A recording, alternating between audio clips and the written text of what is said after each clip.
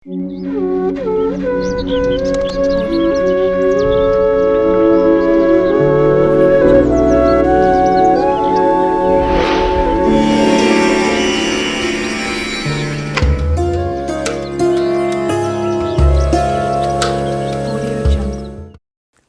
వారికి హోళికా పూర్ణిమ సందర్భంగా ఒకవైపు ఏళ్లనాటి శని మధ్యమ సంచార స్థితి జరుగుతున్న దోషాన్ని ఎలా తొలగించుకోవాలి, ఐశ్వర్యానికి ఎలా స్వాగతం పలకాలో ఈ వీడియోలో సవివరంగా సంపూర్ణంగా తెలుసుకుందాం. కుంభరాశిలో ఏ నక్షత్రాలు వస్తాయనగా ధనిష్ఠా నక్షత్రంలోని 3వ పాదం, 4వ పాదం, శతభిష నక్షత్రంలోని 4 పాదాలు, పూర్వభాద్ర నక్షత్రంలోని 1, 2, 3 పాదములు కలిపితే కుంభరాశి కూడా జరుగుతుంది. చాలామందికి పుట్టినటువంటి కాల సమయంలో డేటా బర్త్లో లేనటువంటి కారణం వలన పేరు యొక్క మొదటి అక్షరాన్ని అనుసరిస్తూ ఆ రాశిని తెలుసుకునే ప్రయత్నం చేద్దాం.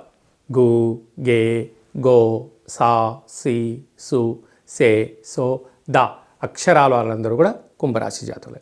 రాశిలోనే 30 సంవత్సరాల తర్వాత రవి భగవానుడు సంచరిస్తూ ఉండగా ఒకవైపు ఏళ్లనాటి శని మధ్యమ సంచార స్థితి చివరార్ధ రోజులుగా ఉండబడిన కాల సమయం, 2వ స్థానంలో త్రిగ్రహ కూటమి, మార్చి ఆఖరికి 2వ స్థానంలో షష్ఠగ్రహ కూటమి ప్రారంభం కాబోతుంది. కనుక కుంభరాశి వారికి అంతగా అనుకూలంగా లేదని చెప్పి గమనించగలగాలి. ఎందుకంటే 6 గ్రహాలు 2వ స్థానంలోకి రాబోతున్నాయి. రాశిలోనే రవిశనుల కలయిక.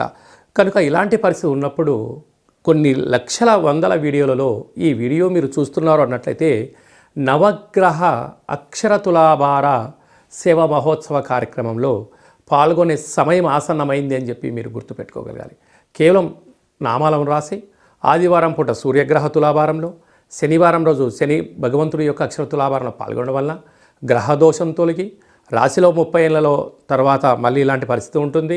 2వ స్థానంలో ప్రస్తుతము త్రిగ్రహ కూటమి, రాబోయే కాలంలో షష్ఠగ్రహ కూటమి, ఏలనాటి శని యొక్క ప్రభావము, అదే కాకుండా అర్ధాష్టమ గురుడు, సంతాన స్థానంలో కుజభగవానుడు, అష్టమంలో కేతు సంచార స్థితి, అంటే అంతగా అనుకూలంగా లేని పరిస్థితి ఉంది. కనుక వీలైనంత వరకు మీ జన్మ నక్షత్రం రోజున అష్టమి పూర్ణిమ తిథి యందున దూరావాయు జల ప్రయాణాలు పెట్టుకోవద్దు.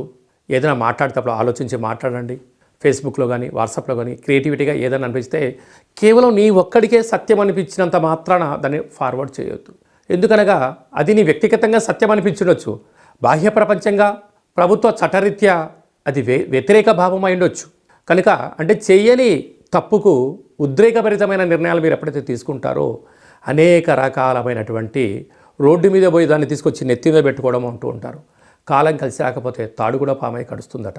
అలాంటి సిచ్యువేషన్లో కుంభరాశి జాతకులు ఉన్నారు. కనుక మౌనం, ధ్యానం, సూర్యారాధన, పక్షులకు కాకులకు ఆహారం పెట్టడం, పితృదేవతలను స్మరించడం, దేవాలయ దర్శనం చేసుకోవడం, వీలైనంత వరకు మౌనం అవసరం.